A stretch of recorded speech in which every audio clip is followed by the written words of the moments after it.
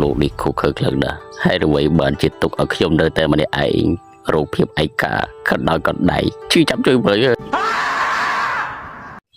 សួស្តីបងប្អូនទាំងអស់គ្នាឥឡូវយើងមកជួបគ្នាសារថ្មីបន្តទៀតជាមួយនឹងវីដេអូបន្តទៀតគឺយើងទៅស្រុកស្វាយជែកជាមួយនឹងថ្មពួកបច្ចុប្បន្នលើពុកជីបតូតាផ្លូវនេះមើលទេសភាពឃើញថាស្អាតដល់ទេសភាពស្រស់ប្រងអោទេសភាពអើយអ្នកល្អម្ដេចទេបើពីដេរីនៅពីក្រៅខ្នងអូយមិនដឹងជាល្អយ៉ាងណានេះអើយ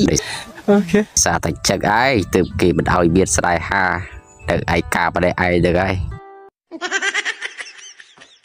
កំពុងតែជិះម៉ូតូទៅធ្វើការសក់ស្រាប់តែលឺស្ដោ Messenger ផ្ញើសារមកឲ្យខ្ញុំនៅមិនស្ងៀមទាញដៃភ្លាមឆ្លូកមើលភ្លើបហេតុអ្វីក៏ខ្ញុំត្រូវនៅឯកាបែបនេះវីដេអូដែលផ្ញើមកធ្វើឲ្យខ្ញុំជឿចាប់ខ្លាំងណាស់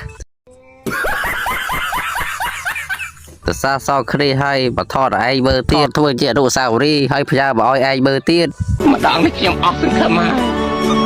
ខ្ញុំគ្មានសល់អីទៀតទេខ្ញុំអស់លីងហើយ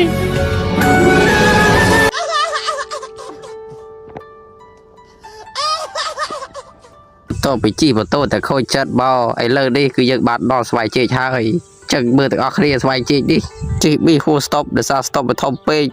Oh my god មើលមិនឃើញខ្ពស់ក៏ខ្ពស់ទូចក៏ទូចអូយដើរមើលឃើញទូចលឹកឥឡូវនេះយើងក៏មកដល់ហាងហើយសួស្ដីម្ចាស់ហាងតិចទៅបន្តទៅសួស្ដីម្ចាស់ហាងហើយបានថតទៀតទេគ្មានពេលថាថតទេលោកសម្រាប់បងប្អូនដែលចង់ទិញខោអាវឬសម្លៀកបំពាក់តាមអនឡាញដែលមានតម្លៃធូរថ្លៃហើយជូនទៀតនោះក៏សូមតាក់ទងទៅប្អូនផ្លេចបាត់ហើយមើលខ្លួនឯងទៅហើយចាប់សើយកមើលទៅនឹងគាត់នឹងហើយចាំតាក់ទងទៅគាត់ទៅ